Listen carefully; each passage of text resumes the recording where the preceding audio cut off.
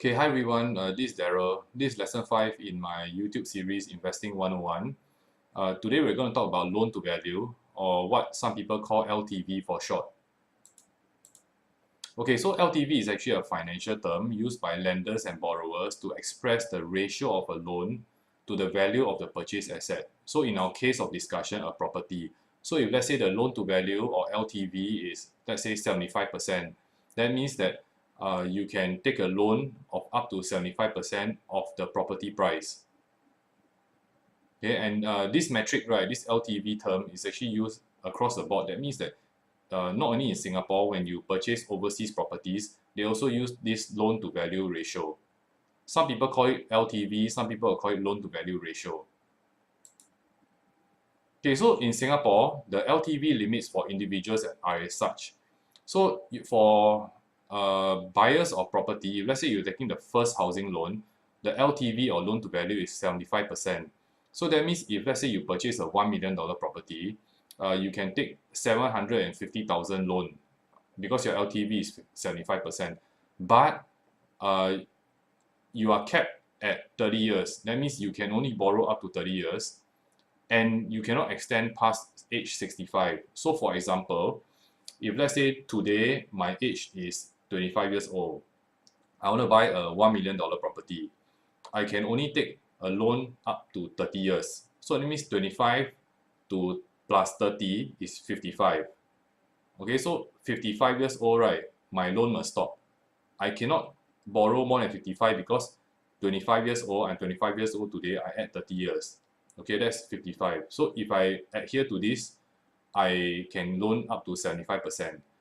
But let's say today I'm 25 years old, then I say, oh, I want to loan up to 65 years old, which means that I want to loan 40 years. If I want to loan 40 years, the bank can only grant me 55% because you can see here LTV 75% or 55% if the loan tenure is more than 30 years. Okay, so let's take a look at this extends past age 65. So if let's say like today, I am 40 years old.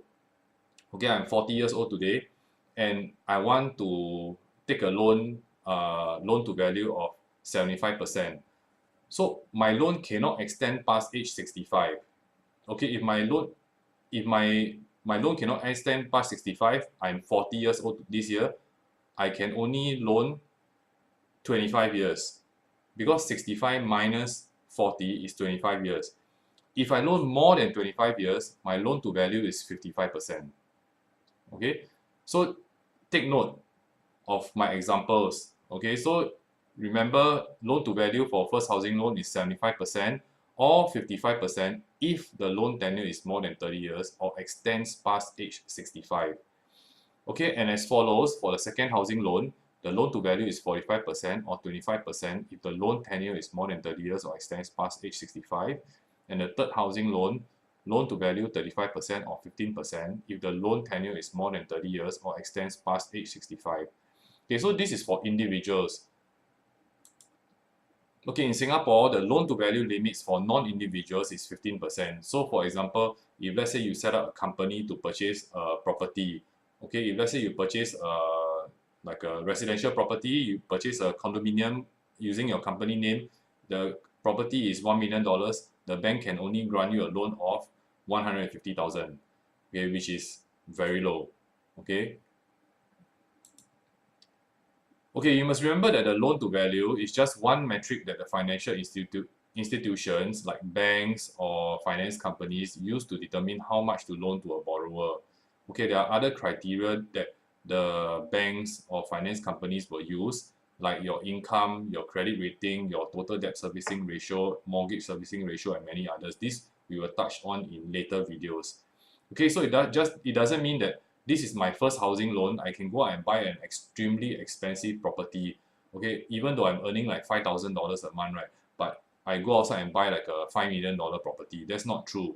Okay, but uh, if let's say your income is able to support the installment, the loan to value, right, that the bank will grant to you on a reasonable property based on your income and your other things like credit rating, total debt servicing ratio, mortgage servicing ratio, and many others will be 75% for the first property, but 55% if the loan tenure is more than 30 years or extends past age 65. Okay, so we will be touching on this total debt servicing ratio, mortgage servicing ratio in later videos. Okay, so that's all for today. See you at the next video.